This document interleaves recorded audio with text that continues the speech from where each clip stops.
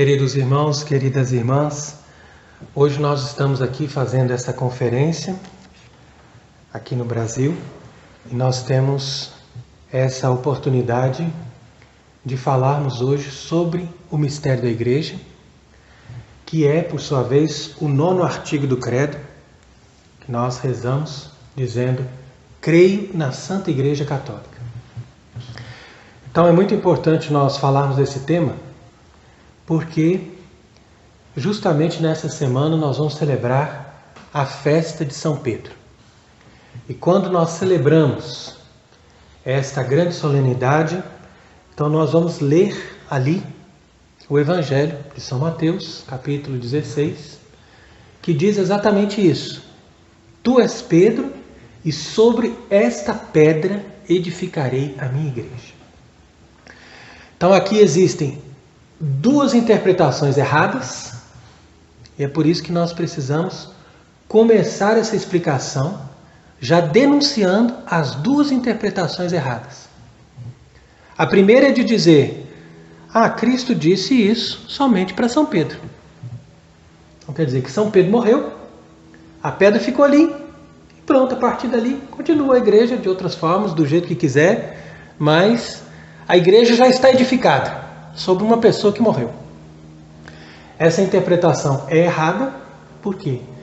Porque o fundamento, quando Jesus fala do fundamento, ele fala do fundamento de um corpo vivo. Não é somente de uma casa que você coloca lá uma pedra e depois a casa fica ali, independente do que acontece. Não, ele está usando a figura de uma construção, mas ele está falando de um organismo vivo que é a igreja. Portanto, São Pedro não é só o fundamento sobre o qual ele edifica, ele, Jesus Cristo, ele mesmo edifica a igreja, mas São Pedro também é um ministro, ou seja, alguém que vai realizar alguma coisa efetiva dentro da vida da igreja em todos os tempos. Por isso que Jesus também completa dizendo: eu te darei as chaves do reino dos céus. Então essa ideia de que São Pedro está com as chaves lá no céu é completamente errada. Quem está com as chaves é aquele que ocupa o cargo de sucessor de Pedro na terra. Porque estas chaves Jesus deu para serem usadas na terra. As chaves são do reino dos céus. Tudo que ele abre lá no céu fica aberto. E tudo que ele liga fica ligado. Mas as chaves não são usadas no céu, são usadas na terra. Porque ela é aquela chave, ou seja, aquele poder de ligar e de desligar, de abrir e de fechar as coisas que estão entre o céu e a terra. Então é muito importante isso. Daí também a outra passagem de São João, quando ele diz: apacenta minhas ovelhas, apacenta meus cordeiros, apacenta minhas ovelhas. 3 vezes Jesus diz isso. E é evidente que essa interpretação não tem sentido na medida em que Nosso Senhor morreu, ressuscitou e subiu ao céu no ano 30. E São Pedro foi martirizado ali, crucificado de cabeça para baixo, por volta do ano 67. Então imagine que Nosso Senhor tivesse o cuidado de deixar alguém para pastorear as ovelhas somente por 37 anos. Você apacenta as ovelhas aí mais 37 anos. Depois o resto da história, a gente vê o que vai dar. Não. Quando Jesus está falando assim para São Pedro, ele está falando para todos aqueles que são verdadeiros papas, ou seja, sucessores de São Pedro. Então isso é muito importante a gente entender. A outra interpretação errada é daqueles que dizem que não importa quem seja a pessoa, basta que essa pessoa seja eleita para o cargo de sucessor de Pedro, que essa pessoa será necessariamente um papa válido. Então essa interpretação também é falsa. E ela não condiz com a doutrina católica e com a própria Escritura. Por quê? Porque, como nós vamos explicar hoje, para que a pessoa se torne Papa, é preciso preencher 4 condições. A primeira, obviamente, é que essa pessoa seja eleita. Eleita por quem? Por alguém que tem essa tarefa de eleger um Papa. Então, normalmente, na história da Igreja, essa tarefa de eleger um Papa foi dada ao clero de Roma, ou se não, aos cardeais, que são aqueles que são escolhidos especialmente para eleger um Papa. Muitas pessoas pensam que o cardeal é uma hierarquia, é alguém que foi colocado ali como o topo da hierarquia da Igreja, mas não é.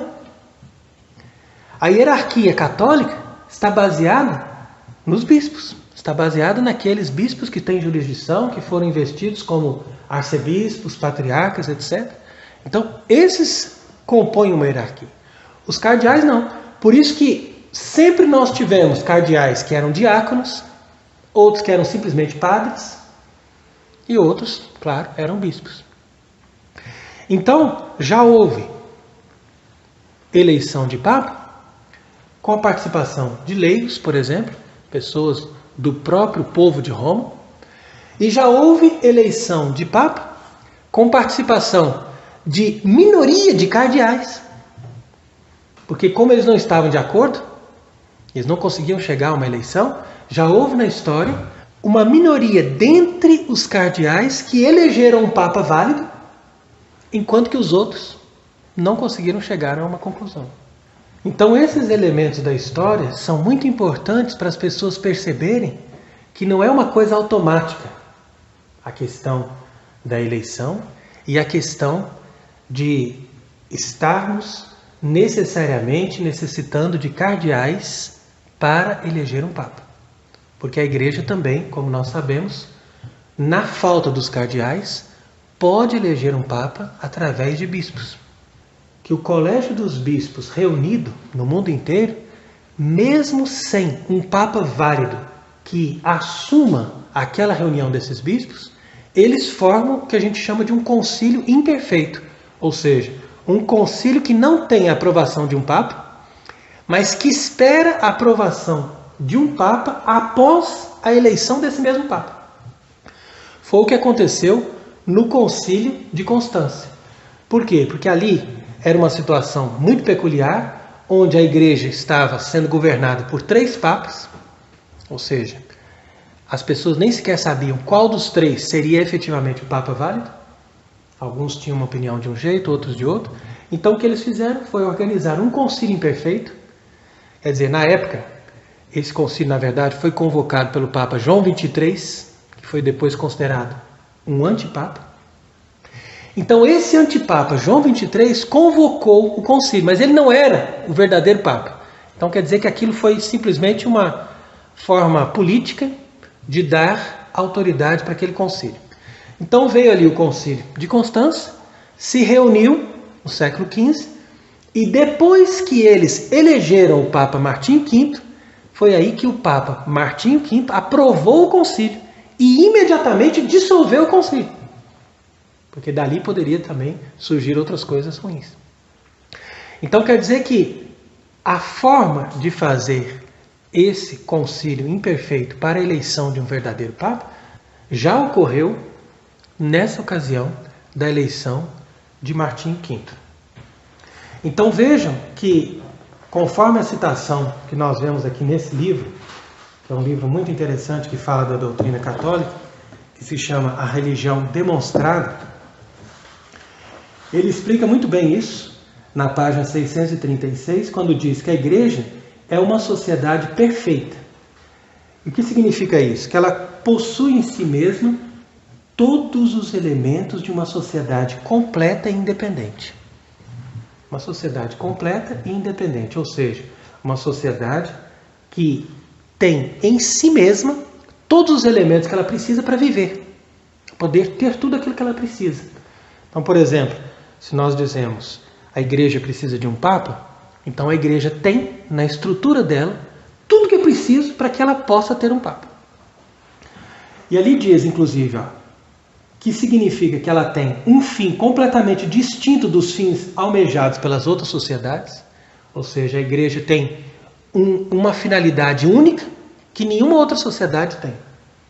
Depois, ela tem uma autoridade independente de todos os outros poderes. Veja que importante isso. Quer dizer que Cristo, quando fundou a igreja, ele já deu para a igreja essa característica de ter uma autoridade que não depende de outros poderes. Que essa autoridade vem diretamente de Deus, no caso o Papa. E ainda diz, meios convenientes para alcançar o seu fim. Quer dizer que a igreja é incomparavelmente superior a todas as outras sociedades, porque ela está destinada, pela sua origem divina e pelo seu fim, que é a salvação das almas e a glorificação de Deus. Então a conclusão disso é que em toda parte a história nos mostra que a igreja, como uma sociedade divinamente instituída para governar as almas, é uma sociedade que subsiste por si mesma, vivendo em paz com as outras sociedades da Terra, mas tendo uma finalidade superior a todas as outras. Então, é por isso que nós queremos hoje explicar esse tema do papado, mostrando a importância do Papa, mas também explicando para as pessoas as 4 condições que são necessárias para que uma pessoa se torne Papa. Como eu disse, primeira condição, que ele seja eleito. Eleito por quem? Pela igreja. Portanto, aqueles que dizem aí, não, como nós não temos um Papa válido hoje, nós vamos aguardar que esse Papa venha do céu. Venha um milagre, uma manifestação impressionante de Deus que nos dê um Papa diretamente. Então, isso é possível. Ocorreu o caso do Papa Fabiano, que eles não chegavam a uma conclusão a respeito da eleição de um Papa, naquela ocasião, e veio uma pomba e pousou sobre Fabiano. Na hora que pousou a pomba sobre Fabiano, então eles aclamaram e disseram, olha, esse é um sinal, Fabiano será um Papa. Então, como nós sabemos muito bem, a aclamação é uma forma também de resolver uma eleição. Quer dizer que é uma forma unânime de estarmos de acordo sobre um candidato. Então, veio um sinal, veio um milagre, mas teve a necessidade dessa aclamação, ou seja, de que ele fosse confirmado pela eleição naquele momento ali. Então, como eu estou dizendo, qualquer tipo de manifestação divina é possível, mas a manifestação divina ou o milagre não são suficientes para que ele seja considerado um Papa eleito. É simplesmente uma forma de incentivar aquele modo de eleger aquela pessoa. Então quer dizer que através de uma manifestação ou de um milagre, nós podemos ver que é um sinal de Deus, portanto nós vamos eleger aquela pessoa, então nós vamos aclamar aquela pessoa. Mas isso só foi possível no caso do Papa Fabiano, porque ele, primeiro, já estava no contexto de uma eleição, e aquela eleição se definiu com essa intervenção divina. Então, uma vez que nós temos uma pessoa que é eleita, temos que ver se essa pessoa cumpre as outras 3 condições, que são essas: que ele seja homem, que ele seja bispo e que ele tenha a fé católica. É muito importante que ele preencha essas 3 condições. Se nós analisamos o caso desses falsos papas conciliares, nós vamos dizer o seguinte, que o primeiro deles, João 23, era homem, era bispo, mas não tinha fé católica. Então, quer dizer que ele aderiu ao modernismo, portanto era excomungado, mesmo que ele fosse livre, completamente imune de qualquer censura eclesiástica por causa da sua adesão à maçonaria, nós podemos argumentar com toda certeza que ele era modernista pelas próprias afirmações que ele fez, quando, por exemplo, ele elogiou Marc Sanguier, que era excomungado por São Pio X. Então, uma pessoa que adere à doutrina de um modernista excomungado, essa pessoa também está na mesma sintonia de fé que esse modernista. Portanto, João 23 começa a lista. Depois dele, nós vemos Paulo VI, que também era bispo e também era homem, mas que não aderiu à doutrina católica. Então, esses dois instituíram um concílio, que foi também um falso concílio por causa disso, porque ele estabeleceu parâmetros que estão contrários à doutrina católica. Eles fizeram questão de obrigar os bispos, usando a autoridade deles, porque eles estavam ali se apresentando como papas, para que esses bispos assinassem esse concílio e assim pudessem instalar uma nova igreja. Então essa nova igreja, que veio a partir do Concílio Vaticano II, ela começou a mudar todos os paradigmas da Igreja Católica e apresentar em todos os lugares do mundo os paradigmas estabelecidos desde a Reforma de Lutero, que são principalmente três: o homem como centro, a livre interpretação e não o magistério da Igreja como verdadeiro guia para a nossa maneira de interpretar as coisas, e uma ênfase na vida terrena, ao invés de ter, como a Igreja Católica sempre teve, o foco na vida sobrenatural e na vida que nós vamos ter após a morte junto de Deus. Então aqui o Vaticano II se apresentou como concílio católico, sendo na verdade uma reforma protestante dentro da estrutura da Igreja Católica. Então, em resumo, foi isso. Após Paulo VI, nós tivemos um breve período ali de João Paulo I, que também aderia a todas essas falsas doutrinas, apesar de ter sido validamente ordenado bispo. E depois veio João Paulo II, que foi o grande campeão da instalação dessa nova igreja, porque ele fez a ponte entre aquilo que o concílio queria passar e aquilo que a devoção católica, é a maneira popular de expressar a fé, queria viver. Então João Paulo II realmente teve um mérito de fazer essa ponte entre a devoção boa da igreja, as coisas santas, as coisas boas, as coisas que são aparentemente católicas, e aquilo que é o conjunto ideológico, a motivação do concílio para destruir a igreja. Então, fazendo essa mistura, deu esse veneno para as pessoas beberem. Então, ali, durante um longo período, João Paulo II enganou muita gente através desta maneira de agir. Depois dele, veio Bento XVI, que, por sinal, nunca foi ordenado validamente bispo, e que também aderiu a todas essas ideias e manifestou várias vezes, através dos seus escritos ou dos seus discursos, que ele estava plenamente de acordo com essa reforma protestante dentro da igreja. Então é claro que são pessoas que enganam, que usam das aparências, mas que avançam nesse processo de revolução. Então, por último, agora nós vemos Bergoglio, que se apresenta como Francisco, que também leva todas essas falsas ideias e que nem sequer foi validamente ordenado padre. Diga-se isso de passagem, porque ele já entrou nestas ordenações do rito que foi modificado depois de 68. Quer dizer que nós estamos diante de um homem que nem sequer é sacerdote e que se apresenta como Papa da Igreja Católica. No entanto, há pessoas que não têm informação e que também parece que não fazem questão de aprender, que vão lá e colocam nos comentários dos nossos vídeos dizendo o seguinte: é evidente que Francisco é Papa. Ninguém pode contestar isso, porque todos o reconhecem como Papa.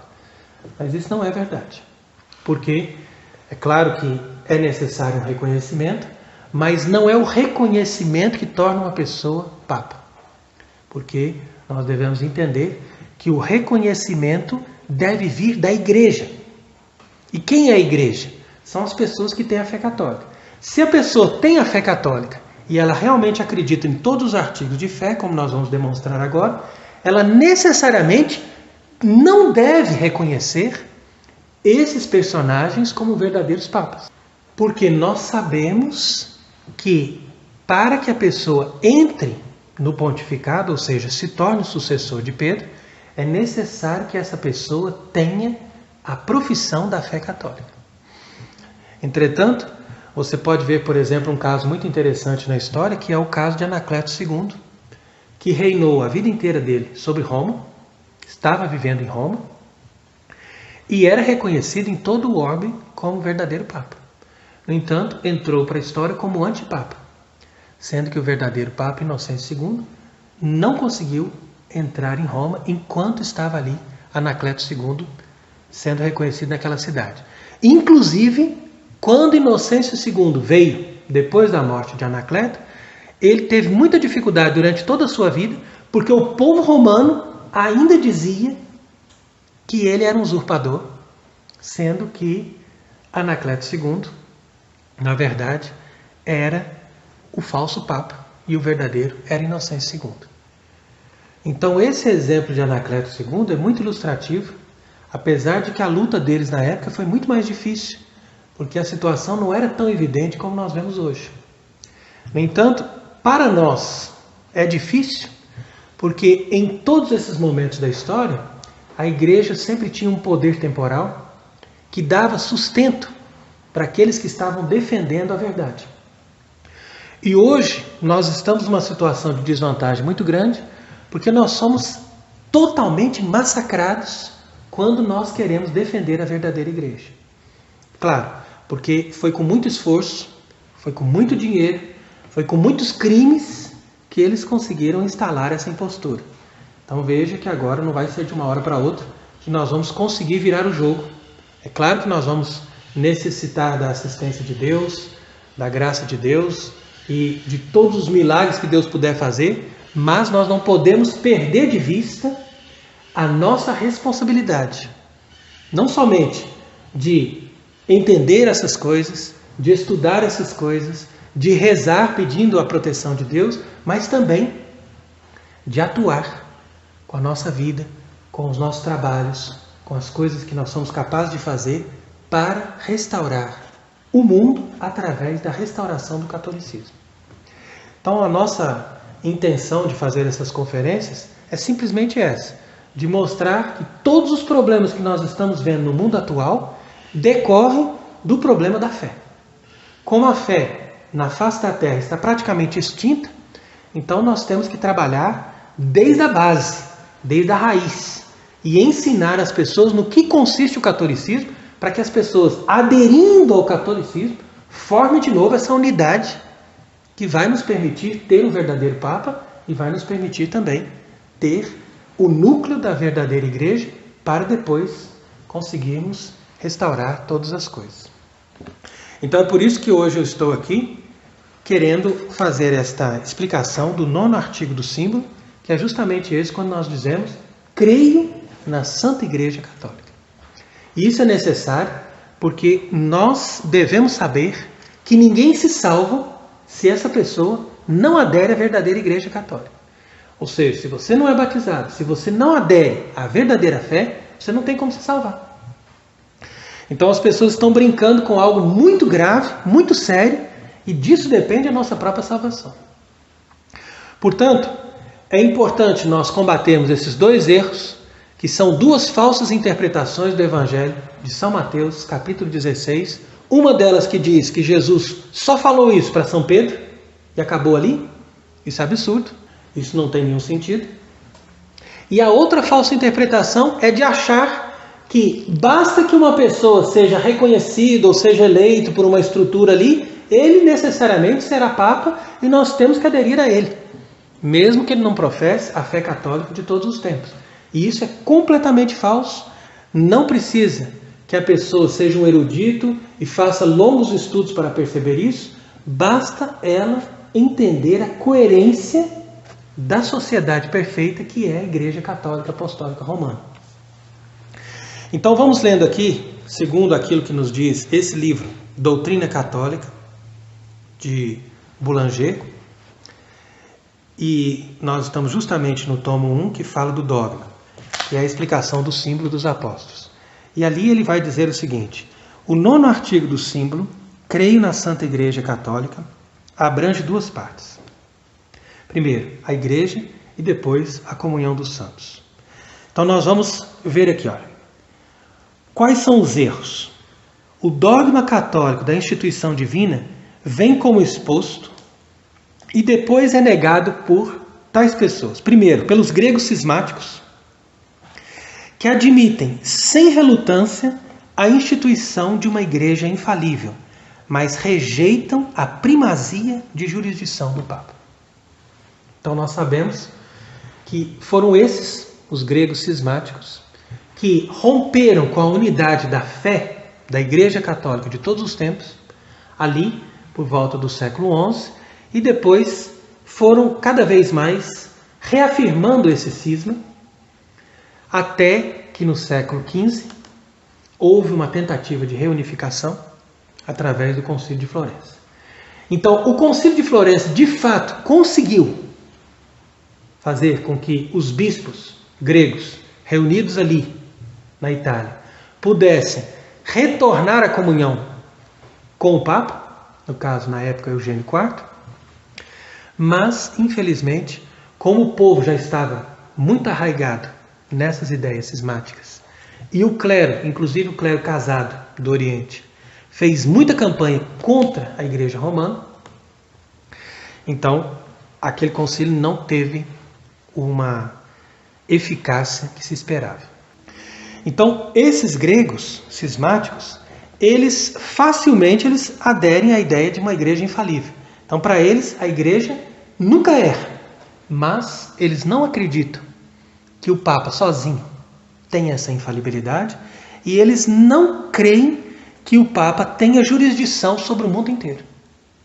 Então quer dizer que eles negam a própria Escritura, porque Jesus, nosso Senhor, ele deu somente para Pedro o governo do mundo inteiro. Quando ele diz, apacenta as minhas ovelhas, quer dizer que ele está dando para Pedro e para os seus sucessores uma jurisdição sobre todas as ovelhas, ou seja, sobre o mundo inteiro. Depois, esse dogma católico de que a igreja é de instituição divina é negado pelos protestantes, que desconhecem todos a primazia do Papa, repelem a existência de uma autoridade infalível e acreditam que só a Escritura pode nos dar o que é certo e o que é errado. Ora, na teoria deles, como diz aqui, o Salvador nunca pensou em fundar uma igreja como sociedade, mas essa igreja seria fruto de uma lenta evolução, à medida em que foi se estabelecendo ali uma autoridade, uns foram governando, outros foram recebendo mais apoio das autoridades políticas, e dali foi se gerando, aos poucos, aquilo que nós conhecemos como Igreja Católica. Olha, isso é também completamente absurdo, e a prova disso é que nós vemos que em todos os lugares onde o Evangelho foi pregado, em todos os lugares, você pode observar, onde o Evangelho foi pregado no mundo inteiro pelos apóstolos, se formou a mesma consciência de igreja, com os mesmos 7 sacramentos, com a mesma forma de celebração, com a mesma forma de hierarquia, mesmo com ritos totalmente diversos. Então quer dizer que se as pessoas conhecem a história e conhecem aquilo que se desenvolveu nas igrejas, independente de ser no Oriente ou no Ocidente, ou que tenham o rito romano ou que tenham o rito oriental, não importa. Em todos os lugares, essa base foi sempre a mesma. E essa base não pode ter vindo da Escritura, porque os próprios protestantes não conseguem chegar nessa base. Eles não têm essa base. Então essa base veio de uma tradição apostólica. E essa tradição apostólica mostra que, de fato, nosso Senhor Jesus Cristo teve sim a intenção de fundar uma igreja com essa maneira, com essa hierarquia, com esse modo de se apresentar. Então, vem aqui também, no segundo ponto, a explicação de que Jesus fundou uma igreja, ou seja, uma sociedade hierárquica, composta de 2 grupos distintos.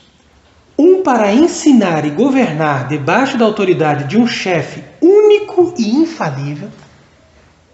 Veja bem como é bonito isso aqui, essa explicação. E outro que é ensinado e governado. Então vamos ler de novo, que essa frase é muito importante. Dois grupos distintos fazem parte da igreja. Um, para ensinar e governar debaixo da autoridade de um chefe único e infalível. É isso que nós devemos entender com a primazia do Papa. E outro que é ensinado e governado.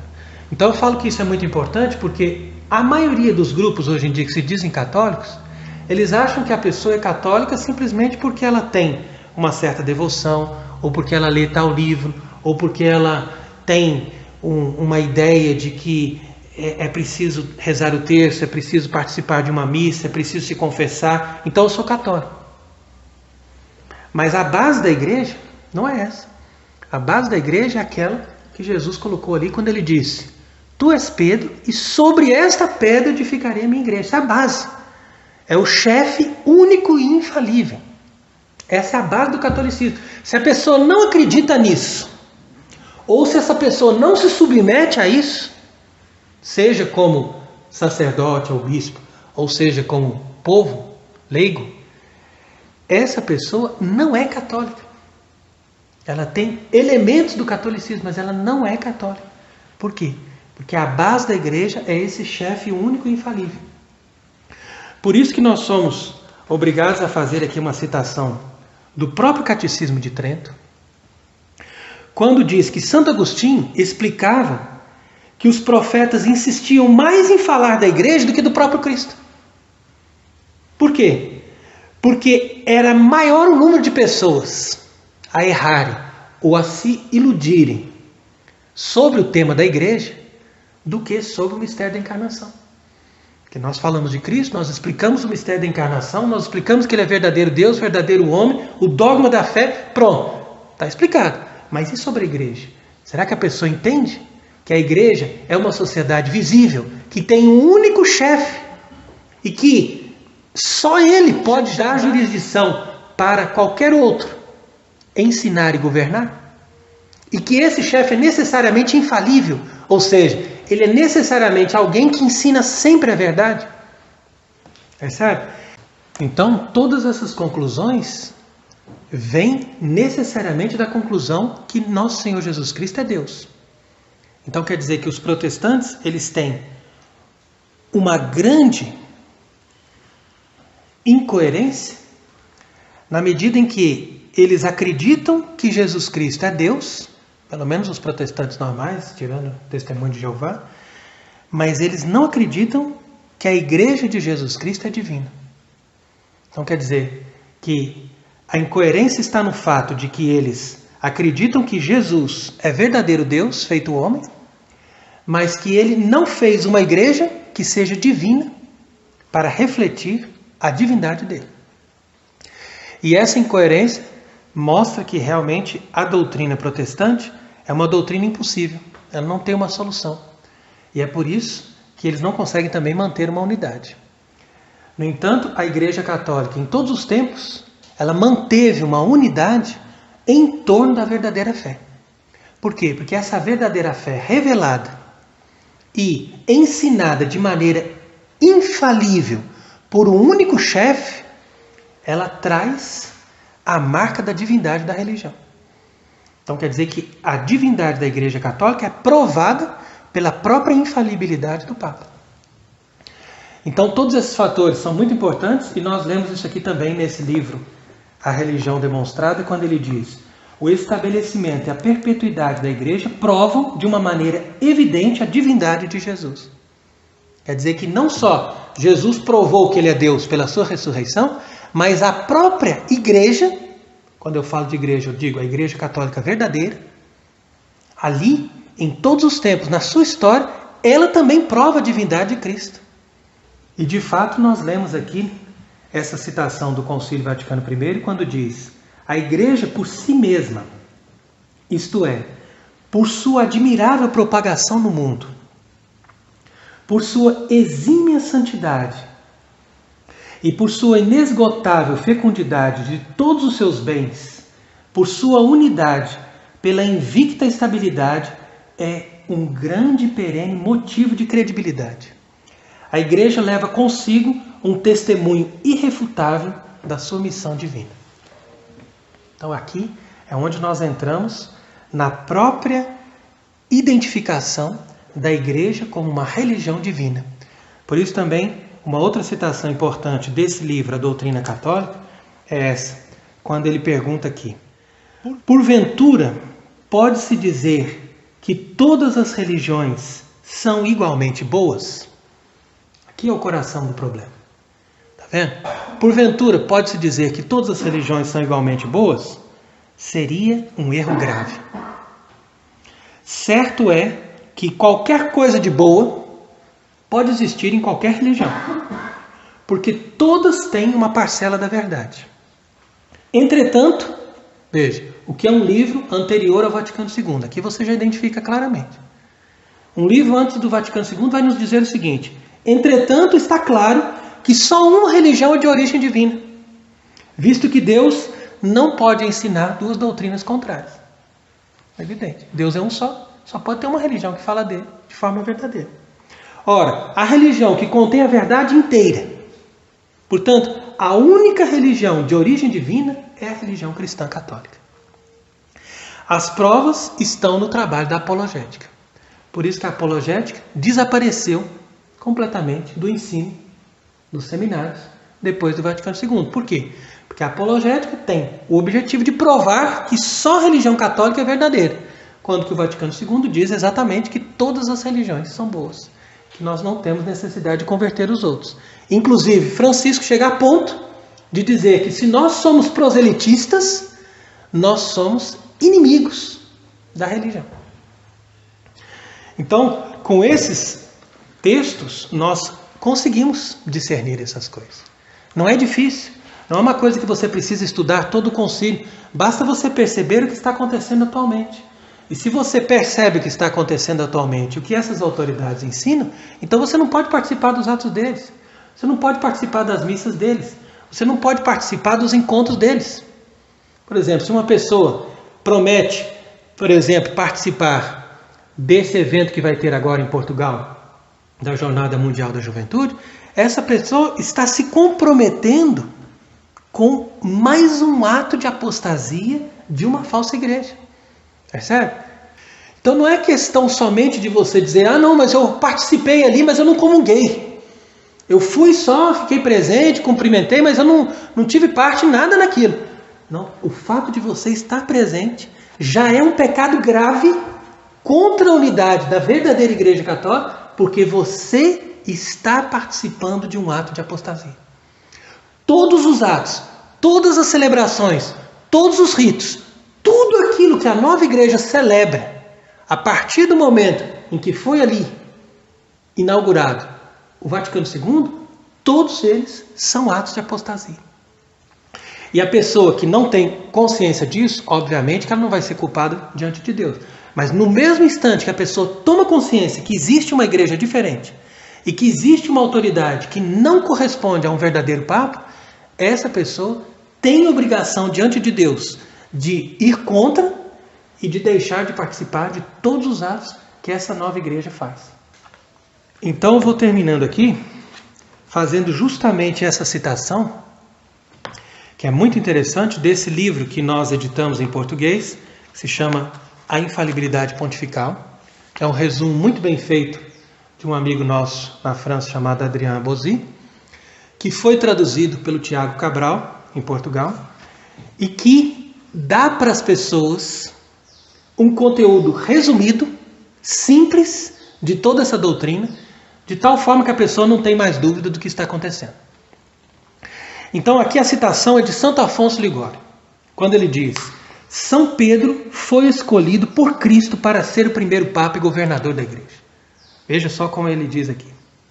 Cristo chega até a qualificá-lo de pedra, sobre a qual a igreja será construída.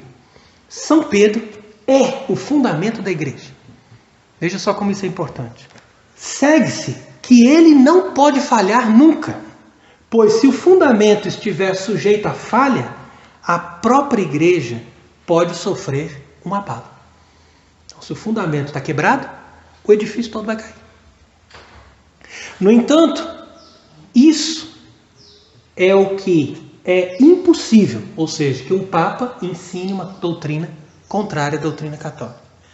Tendo em conta a promessa enunciada no mesmo texto, as portas do inferno não prevalecerão contra ela. Então quer dizer que as portas do inferno não prevalecerão contra a igreja, na explicação de Santo Afonso, significa que um Papa nunca pode errar. É isso que significa que as portas do inferno não vão prevalecer. Quer dizer que nós podemos ter falsos papas, nós podemos ter toda uma estrutura de uma falsa igreja lutando contra a igreja católica, que a igreja nunca vai ensinar o erro e, portanto, ela nunca vai desaparecer. Está vendo? Então, se Pedro não pode falhar, os pontífices, seus sucessores, também nunca podem.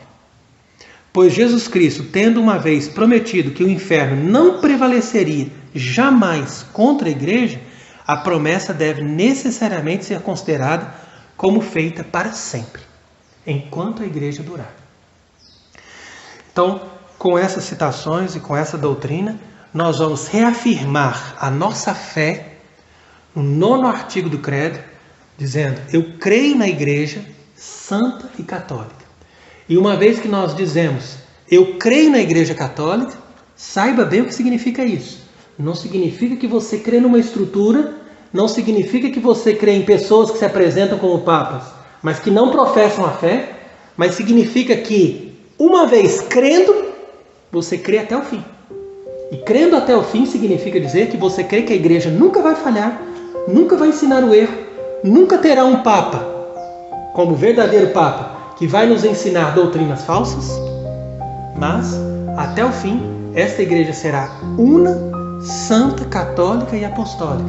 E ela, na sua verdade, vai mostrar a sua adesão total a Cristo, seu fundador, e, ao mesmo tempo, vai nos dar sempre a força e as condições necessárias para nós nos salvarmos. Uma vez que nós aderimos à Igreja Católica, fazemos parte dela e nela nós queremos morrer. Porque é somente nesta única Igreja divina, fundada por Cristo, que nós podemos chegar até a vida eterna. Que esse mesmo Cristo seja bendito para sempre. Amém.